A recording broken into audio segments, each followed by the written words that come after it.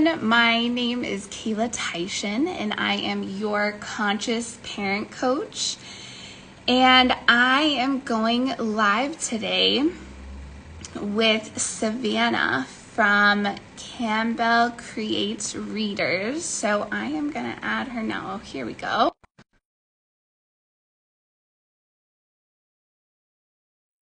Let's see. Here we go.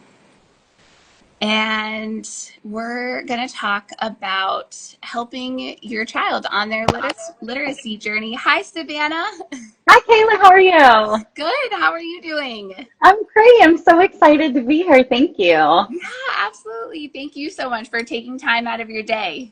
Of course, yes. As we speak, I have a babysitter with a 5-year-old downstairs. Yep. Makes sense. Makes sense. Summer. Summer as a mother. Yeah, absolutely. Well, thanks again for being here. First thing, can you tell us a little bit more about yourself and what you do and how you help parents, help kids? We'd love to know more about you. Yeah, so I love that we've connected because you and I are kind of in a similar field, but not exactly the same field. So you, I know, work a lot with parents of younger kiddos, and I am a reading specialist out of Virginia. So I've been in education for over 14 years now. I taught at the school that I went to as a child for 13 of those years, and it really meant a lot to me, and I am kind of obsessed with helping make sure that all kiddos have the opportunity to live the life they want unhindered by illiteracy. People are always surprised when I say that my goal is not to help kids love reading, but to help kiddos be able to do whatever they want unhindered by reading, because I know not everyone I come across is going to love reading. But yeah, so that's kind of where I am. And I'm a mother of a Okay. 5-year-old who is just finished her kindergarten year. Oh, I sweet. know. Oh, congratulations. Thank you. It's really cool. I always say, like, it's so bizarre to me because I've worked with struggling readers for so long that to see somebody growing typically, it just feels like a fresh breath of air every time. Like, oh, okay, thank goodness, you know? Yeah. Oh, well, yeah. My daughter also graduated kindergarten, and so I feel like it's a big milestone, and it sounds silly, but I think when it's, your first child and that transition from kindergarten to elementary school just feels so huge. So I am in that same boat. Um, but yeah, we'd love to know more about what do kids need before kindergarten? And I'm sure you were right there with your daughter before she started this last year, taking her through that process. What did that look like? Yeah, and I think I really want parents to know that it is not your job to teach your kids how to read before they go to school. Your kid does not have to go into kindergarten knowing how to read. They will not be behind if they don't know all of their letter sounds.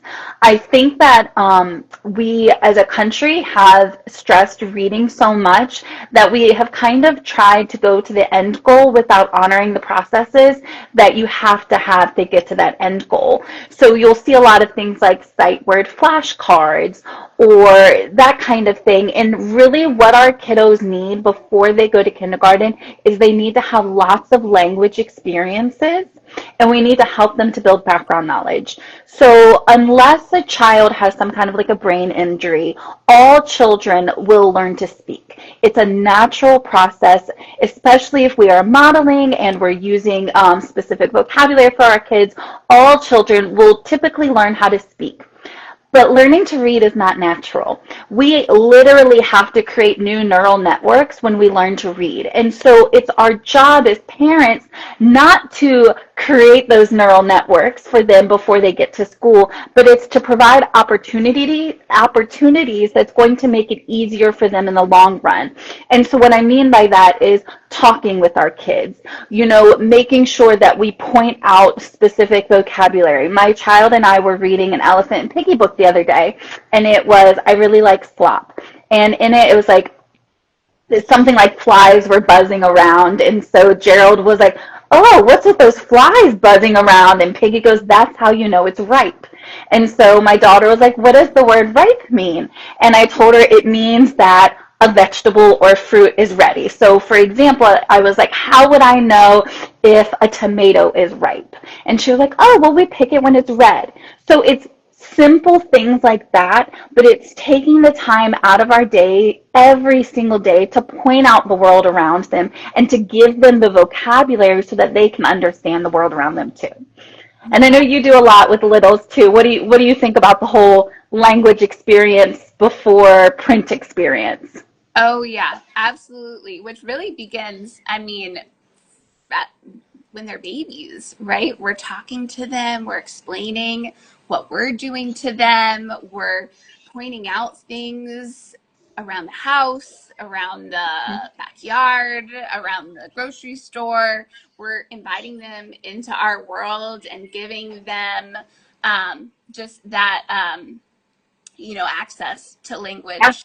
And I think that I love that you point that out as being like such an important piece, or I mean, the foundational piece to the reading journey and the literacy journey. I also really loved how you mentioned, I think there we can feel a lot of pressure as parents to teach our kids, and not that I think that there's anything wrong with working, with of our kids. course. I think that Hmm. that's a beautiful, super important thing, especially when we look at, classrooms that are full, and teachers that are, worked so hard and not paid enough. Not that teachers aren't doing their very best. They absolutely are. But, there can be the possibility of kids falling through the cracks. And, after COVID too, obviously there's been changes in literacy rates and those kinds of things. And so, but what you pointed out was, I think as parents, sometimes, um, a teacher has gone to school for this and has the step by step curriculum, has, they live and breathe this. And so they're trained to start from the beginning. And so if we're, trying to skip ahead and trying to just expect our kids to even read some of these readers that I see, that I'm like, this is like, you know, why is this a level one when there's Nobody like knows. huge words that aren't phonetic, things like this. So, anyways, I Yeah. think, yeah, No, I was just gonna agree with you completely about how like we can't expect the parents to be teachers. And if anybody listening to this is like me, the mom guilt is one of the most real things I've ever felt in my life. And I am a reading specialist. I live, eat, and breathe reading. And my friend who's a math teacher, you can see I'm getting a little teary-eyed. My friend who is a math teacher read my kid her first book because I was so tired and so exhausted those first months. I couldn't even dream about reading. I thought I was going to be the mom that read my kid a book every single day until the day she turned 5. Like I really did. And it was my math teacher friend who ended up reading her first book. We have so much guilt because we want so badly for our kids to just be okay. So I just want to encourage parents, like, don't overwhelm yourself. If you're in one of those times of life where you are just struggling to survive, just survive it. yeah. And that's a really great point too, because our brains don't learn well when we're in survival mode, Mm-mm, if at all. mm-mm. So, if we're in survival mode, chances are our kids are Yep. in survival mode. And so, yeah, and I think we can stress ourselves out about that kind of stuff. But I love that you mentioned, like, there is still things that parents can do. Yes. And so, one of those things that we talked about was a language rich environment. Just, Experiences when you take them to the beach, talk to them about the animals that they might see in the beach. When you're driving on the road, talk about the kinds of trees, what colors are the leaves right now, how is that going to change in a couple months. Just making sure that every day we are continuously having conversations, and you will be amazed when they start to like parrot it back at you. The other day, my daughter, we just got Mario Kart, so we've been playing Mario Kart, and she did something. She goes, I don't even know how I did that. That was brilliant. And I I mean, they learn to speak like we do. And I Yeah. think that's one of the coolest things about kids and one of the coolest opportunities too. Because I'm sure, are you familiar with the Hart and Risley study from 95? I don't think so, but tell us. Okay, so I think it was 1995, these two researchers, they went to homes of children under 3, and they went every single month. And what they did is they wrote down every single word that was uttered in those study sessions. And what they did is they like extrapolated the data, and they found out that the children of higher socioeconomic parents ended up hearing about 30 million words more than the children from low socioeconomic parents by the time they turned 5. So they're saying that before the kids even entered kindergarten, there was a 30 million word gap. And it doesn't have to do with reading a book, it has to do with talking to our children. Yeah, man, that's such a sobering, statistic because I know that so many parents do have to work, for full-time jobs. Both parents are working um and yeah, I would say it's just make it meaningful when you can. When you're sitting down to eat, try to stay off your phone. Like, look, I'm on my phone all day like everybody else, but we've kind of made it a rule. When we sit down for dinner, we're not having our phones. Like, try to make the small pockets that you have meaningful with them and just give yourself grace for those other busy times. yeah, that's such a good point. Finding those pockets in the day where we can really Mhm. connect. So Um, we never have our phone at dinner or when we're doing bedtime routine because that's where we read. Yeah, I love that. That's a really good boundary to have for Yeah. ourselves as parents. Having time where we put the phone away, put the screen away, and Yes. are totally modeling that, there are times when we are on screens and those kinds of things, and Mhm. there are times when we put them away and and we're just connecting. Um, was there anything else you wanted to say about how parents can get their kids ready for kindergarten? If we're going to talk about letter sounds and phonemic awareness next, I'll save it for there. Okay. Okay, well, let's jump right into that then. Tell us. Okay, Tell us all about it. so there are a lot of people out there that will tell you to either just teach letter names or just teach letter sounds, and the truth is we need to do both. But as parents, what we want to make sure that we're doing before we even get to thinking about the letters and the sounds of our youngest is we need to think about playing with sounds. So remember a couple minutes ago when I said that our brains are automatically primed to learn to speak. But what we have to do is we have to create these new neural networks so that they can take the speech that we have and connect those sounds to the letters. That's essentially what reading is. So phonological awareness is the ability to manipulate sound, and it's a really important skill for our earliest kiddos. So when you are singing patty cake and you're clapping out syllables, or when you're doing rhyming like Savannah, Fana, Fana, Fee, Fi, Savannah, those are phonemic awareness or phonological awareness. Any manipulation of sound is phonological awareness. And those are all things I've been doing with Ember. My daughter's name is Ember since she was a baby. So when she was really young, I'd be looking at her like, ma, ma, showing her my mouth, taking the individual sounds. And then it can be something as simple as, what's the first sound we hear in dog? D, d, dog. Those are phonological awareness tasks. You want to count words and sentences. You want to count syllables. But what you will find out if you're really into this science of reading realm like I am, is that it's not enough to stop with phonological awareness. Phonemic awareness is the most critical skill for our kiddos. But what I want us to keep in mind is that it's phonemic awareness and letter sound knowledge that are the two biggest indicators of how well children will learn to read in the first 2 years of school. So before they get to school, it's okay to do those phonological awareness tasks because that's just playing with your child. It's playing with your toddler, playing with your 4-year-old. Play with those sounds, and when you can, connect it to letters. So if my daughter can't tell me that the first sound in dad is a D, showing her the letter D is not really going to hold much traction for her. So once your children can identify these sounds, it's really easy to start bringing letters into it. And letters and sounds really should be taught simultaneously.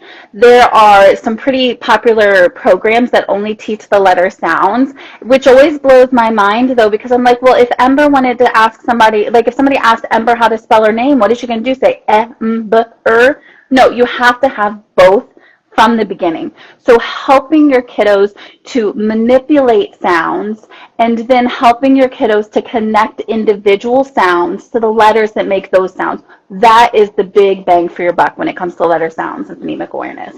Yeah, I Sorry, love that was long. that. Yeah, and I, come from kind of a Montessori, some Montessori training. And so, obviously, traditionally in Montessori, there is a huge emphasis on teaching letter sounds first, and then the letter names later. And I can see why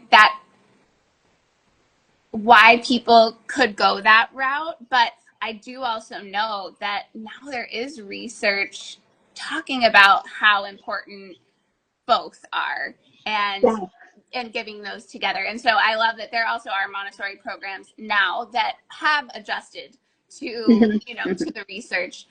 And Well, so we all yeah, do the best we can with what we know. And exactly, I absolutely. think it's really interesting that there's research that shows when just letter names were taught, kiddos actually learned letter sounds too, because the sound is embedded in the name of so many letters. So when they taught kids the letter T, they automatically associated it with the T sound without doing any explicit sound teaching. It's really fascinating stuff. But you know what? I look at it as like, if we're teaching it to our kids and we're doing the best we can, like, let's go for it. Let's not get stuck in the weeds when we're just parents trying to do the best we can. Yeah, absolutely. I completely agree.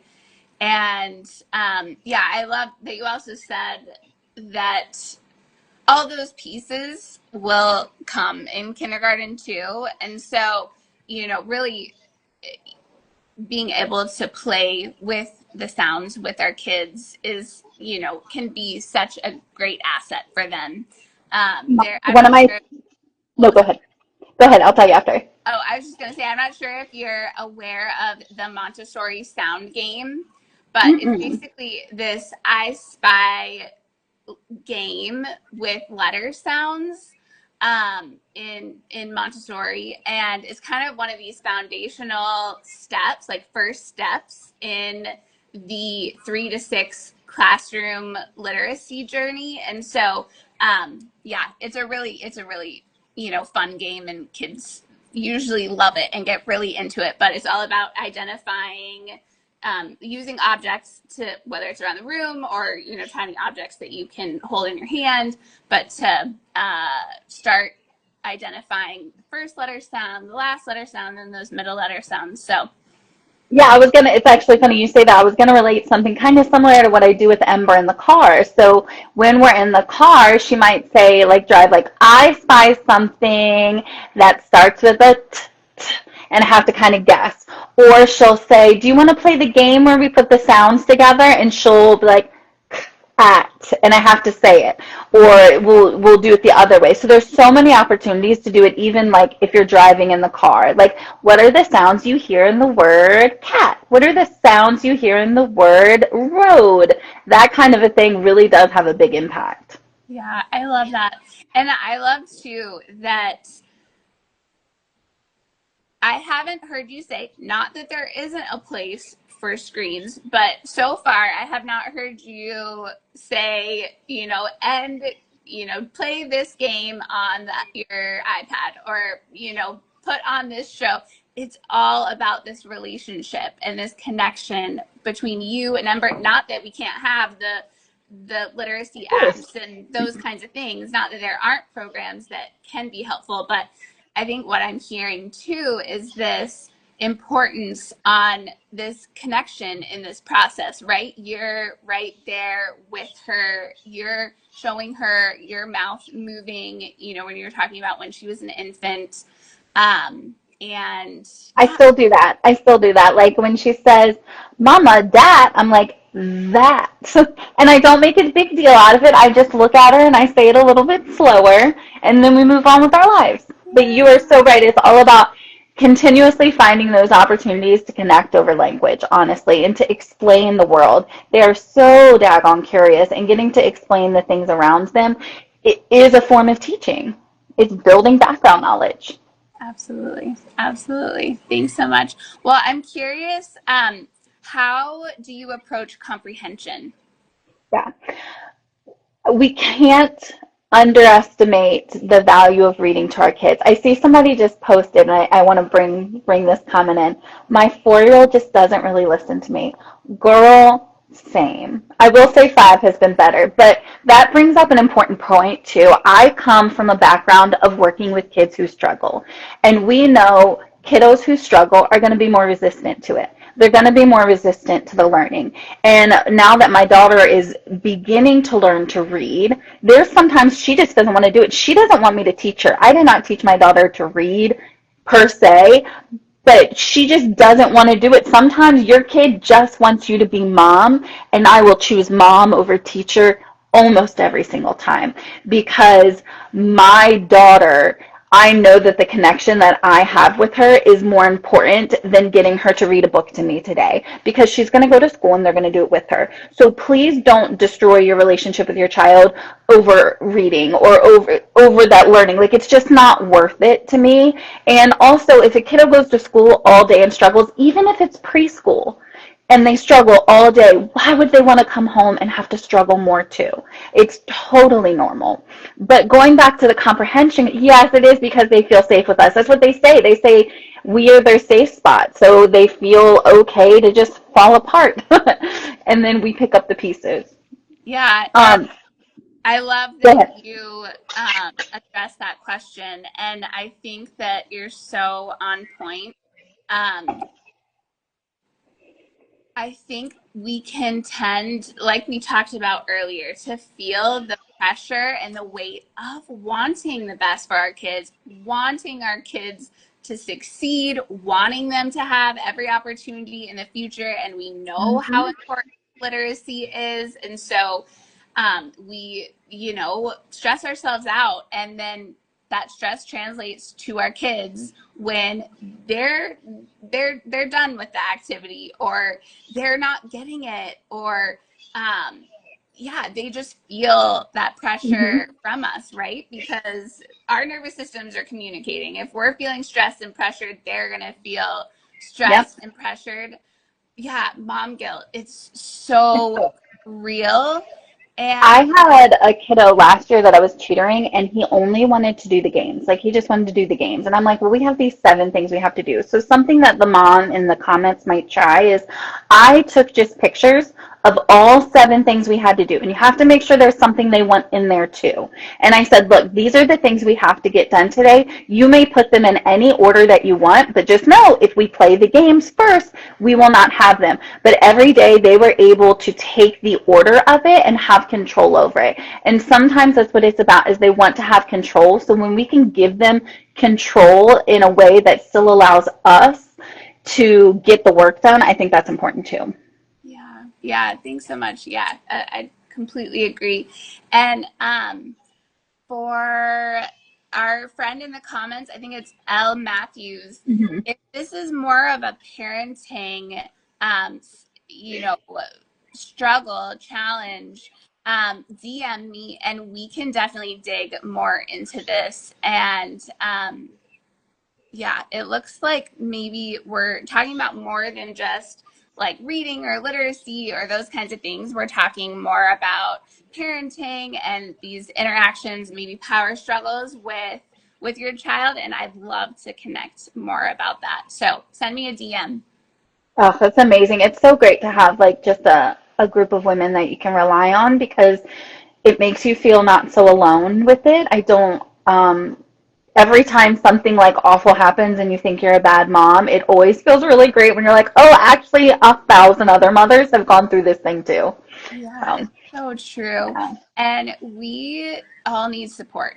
We all Hmm. need help in our parenting journey. And, I think we can get stuck in some of these loops that tell us, our child's behind, or we're not doing enough, or what ifs, right? These like Yeah.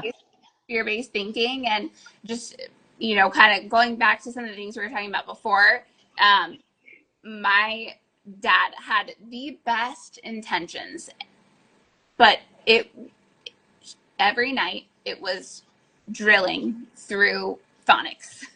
And when I was done and he was not, it was it it was the opposite of fun. It was the opposite of connected, It was yeah, it was not a great experience. It And so didn't make you want to do it, you know? exactly. And so when, I have the same aspirations for my children, but what I've been so intentional about is coming from a place of connection and enjoying being together, and just letting go of expectations. We still, do the activities. Most days she reads me a book, but sometimes there's, a day that comes up and she's just really not feeling it. And like you said earlier, um breaking that connection, like I am mom You're first. gonna be mom, yeah. And I And just, no, go ahead. yeah, I already lost my thought. that's what's key, because if I break the connection to get to the reading, I'm actually giving up both. We're not meeting any of the goals. We're not in a, connected relationship, and she's not going to be able to learn. So, anyways, Yeah, no, I completely agree. And I will never understand how there are adults who expect young children to be more regulated than them, or how they expect children to do things they themselves are not willing to do. Like, how many adults are going to go home, work all day? So imagine your job. You're actually not that good at it, too. You have to go to your job all day, work at it. Then you come home and your mom's like, actually, I know you weren't very good at your job at work today. Let's sit here so we can do some more. Not like it's just amazing to me what we expect from children. yeah, it's so true. So I know we had that last question. I'll get back to it now. I know we're in that time, but it was such a good. It's all so connected. Who we are as parents, and it's just all so connected. But what I wanted to say about comprehension, and I'll make it brief, is just you literally cannot overestimate the power of reading to your kids. Whether they're 3, whether they're 8, you just cannot overestimate it. My daughter didn't really start to listen to books until she was about 3 or 4, but we still had books. When she was very young, our reading looked like a lot of those touching books, or me reading a page or two to her and her just throwing the book to the side. And at first I was like, oh, she's never going to, you hear about those people. My daughter learned to read at 18 months. And I'm like, well, my daughter's still eating the book at 18 months, so that's not going to be us. But then when she was about 3 or 4, she started to listen. And I want us to think about asking our kiddos just very basic questions while they're reading, even things that you think are obvious. So, for example, we love Elephant and Piggy. And in here, Piggy is pretending to be a frog. And then Elephant has this like freak out moment because Elephant really thinks for a moment that Piggy is a frog. And I showed my daughter this picture. I can't remember which one, but I said, well, what do you think they're feeling here? And she was like, I don't know, I just think it's funny. And so just stopping and talking about what the characters are feeling. And you don't have to stop all the time. Maybe just stop a couple of times. And you know how your kid loves to read the same book 1,000 times? That's perfect. Because the first time you might just read the story. The second time you might say, do you remember what happened in this story? What's going to happen after this? And each time you read, you get to bring another layer to it. And so at night is really just such a great time to snuggle up with kids, if possible, to read. And just asking basic questions and pointing out words to them and talking about their meanings with them. You don't have to make it laborious. You don't have to make it intense, but we can make it a little bit more purposeful. I love that. Yeah, such a good point. So simple too, right? Like Mhm. just asking questions like, what do you think they're feeling from their faces in the pictures or from the tone of the book? I think, yeah, that's great. Well, thank you so much, Savannah. Thank Is there you. anything else that comes to mind that you think, parents would be helpful to parents, or that, parents should know, or I would just say you're not alone. You're doing a fantastic job.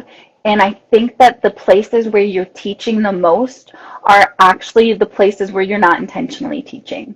The things we do in the in-betweens is what's really making a big difference for our kids. yeah, so good. So good.